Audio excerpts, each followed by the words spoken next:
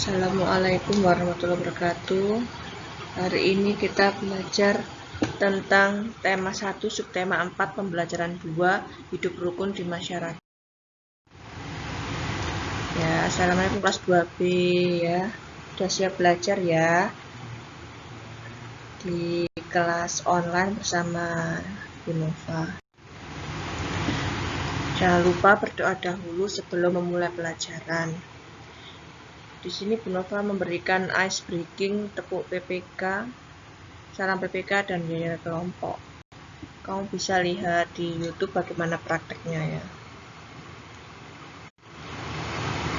Kompetensi dasar 3.1 dan 4.1, indikatornya peserta didik dapat menyebutkan pengamalan sila pertama dan kedua Pancasila di masyarakat. Tujuan pembelajarannya untuk menyebutkan bentuk-bentuk pengamalan sila ke-1 dan kedua Pancasila. Tujuan yang kedua, untuk dapat mengamalkan sila-sila Pancasila sila ke-1 sampai dan kedua Pancasila. Sumber belajarnya Bupena dan buku paket tema 1 kurikulum 2013. Kamu lihat bupenanya halaman 65. Menyebutkan pengamalan sila pertama dan kedua Pancasila di masyarakat. Ayo sebutkan bunyi sila pertama Pancasila. Ya, bunyi sila pertama yaitu ketuhanan yang Maha Esa. Ayo sebutkan bunyi sila kedua Pancasila. Ya, sila kedua yaitu kemanusiaan yang adil dan beradab. Mengamalkan sila pertama dan kedua Pancasila dapat menjaga kerukunan antar masyarakat. Kita lihat bupenanya halaman berikutnya. Berikut contoh sikap yang sesuai dengan sila pertama Pancasila di masyarakat. Di situ ada percakapan ya, berbentuk komik. Maaf, saya pulang dulu karena harus beribadah. Saya juga mohon izin pulang dulu untuk beribadah. Baik, Pak, silahkan. Nah, dari gambar yang pertama kita bisa mengambil kesimpulan, yaitu di situ sikap yang menunjukkan sila pertama di masyarakat yaitu memberi kesempatan orang lain untuk melaksanakan ibadah.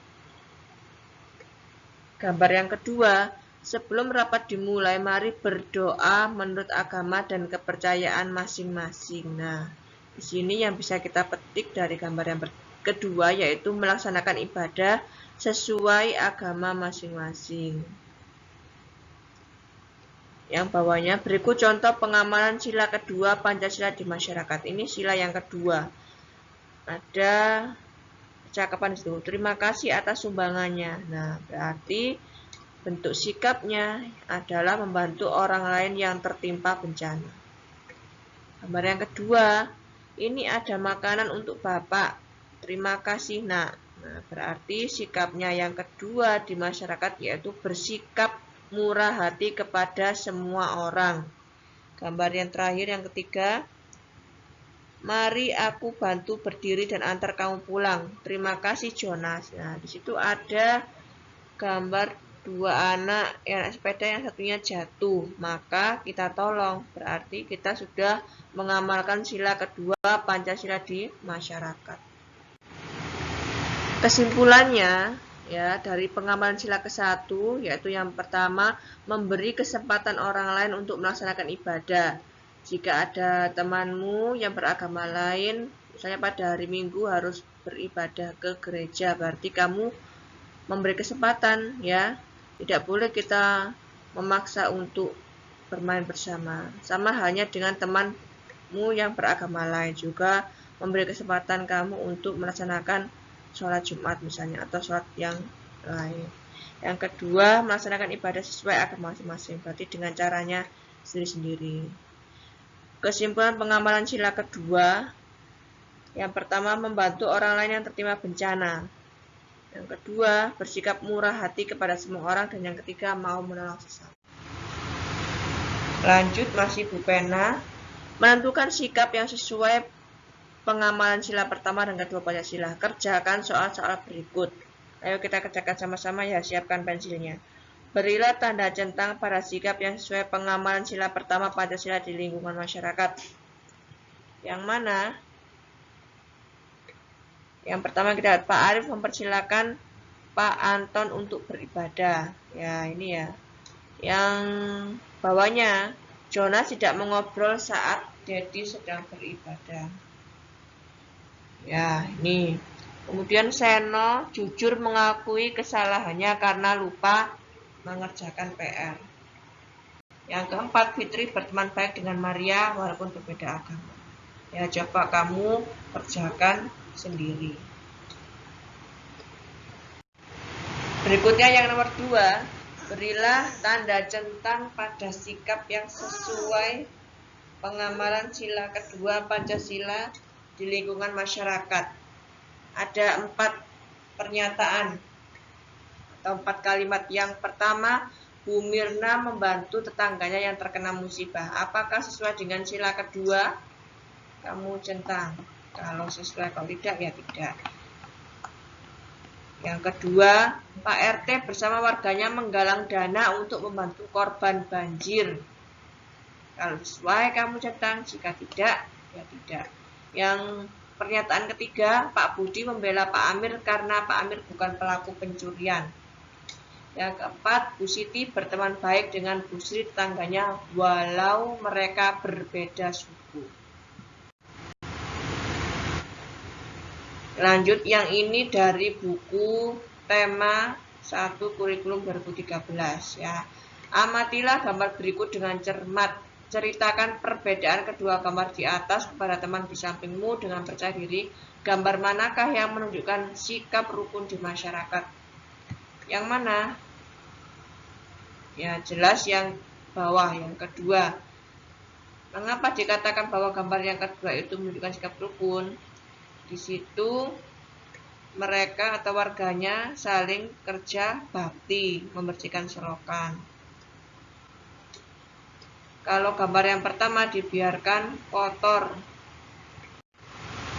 Lanjut, apakah masyarakat di sekitar rumah Udin selalu rukun? Beri tanda centang untuk gambar yang menunjukkan sikap rukun di masyarakat. Mana yang menunjukkan sikap rukun? Gambar yang pertama ya, kedua, nomor 1 dan 2. Apa perbedaan yang ada? Nah, bagaimana kita bisa rukun? Kita harus tahu perbedaannya dulu. Ada perbedaan suku, agama, budaya, dan bahasa. Kalau kita sudah tahu bahwa di Indonesia ini ada berbagai macam perbedaan, berarti kita harus menghargai ya. Kita harus tetap rukun walaupun berbeda suku, berbeda agama, berbeda budaya, berbeda bahasa. Bagaimana menyikapinya? Ya. Menyadari bahwa setiap manusia diciptakan berbeda. Ya, kita harus tahu manusia yang satu dengan yang lain itu berbeda. Bahkan mungkin ada yang berbeda secara fisik. Yang kedua, menyadari bahwa semua manusia tidak bisa menentukan akan terlahir sebagai suku apa dan bangsa apa. Ketiga, menjadikan perbedaan sebagai kekayaan bukan kekurangan. 4, membicarakan baik-baik jika ada perselisihan. Itu cara menyikapi, cara menghadapi ketika kita sudah tahu ada perbedaan di masyarakat. Kamu dengan sebelah tetangga kamu pasti berbeda ya. Mungkin beliau dari suku mana, bukan suku Jawa, sedangkan kamu suku Jawa. Maka kita harus tetap menghargai, tetap menghormati. Kemudian tetangga sebelah kamu, biasanya kalau ada acara pakai budaya sendiri, maka kita harus tetap menghormati. Tidak boleh menganggap perbedaan itu sebagai kekurangan. Terus kemudian jika ada perselisihan, misalnya tidak cocok atau keliru dalam mengucap, ya dibicarakan baik-baik. Tadi maksudnya apa ya, seperti itu. Nah, apa manfaat hidup rukun? Nah, jelas banyak manfaatnya ya. Nomor 1, menciptakan komunikasi yang baik. Kedua, kehidupan lebih harmonis. Ketiga, keadaan lebih aman dan tentram. 4. Mempererat persatuan dan kesatuan. 5. Menghindari perselisihan. 6. Memiliki lebih banyak teman. Ya jelas nak, kalau kita ketika di sekolah itu ya pasti ada saja ya perselisihan antara teman yang satu dengan yang lain.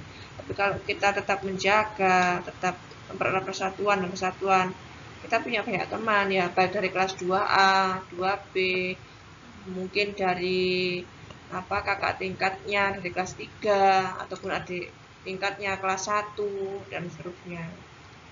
Hidupnya kan terasa indah ya kalau kita sudah rukun ya. Lanjut ya, review atau kesimpulan dari pembelajaran hari ini adalah kerukunan di masyarakat harus kita jaga demi keutuhan di dalam masyarakat. Ini penting sekali ya. Nggak penting ya kalau misalnya kita harus marah-marahan, berselisih ya, terus mementingkan kehendak sendiri, nggak akan utuh, akan perang malahan. Ingat, manusia itu makhluk sosial, makhluk yang membutuhkan manusia lain. Jadi tolong menolong dan tetap menjaga kerukunan itu sangatlah diwajibkan, serta jauhi perselisihan.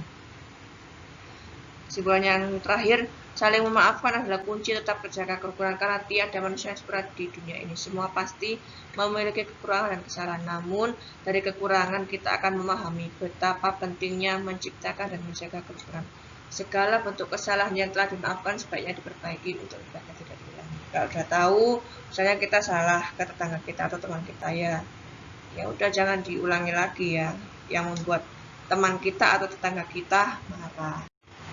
Oke, terima kasih. Wassalamualaikum warahmatullahi wabarakatuh. Sampai jumpa lain kesempatan.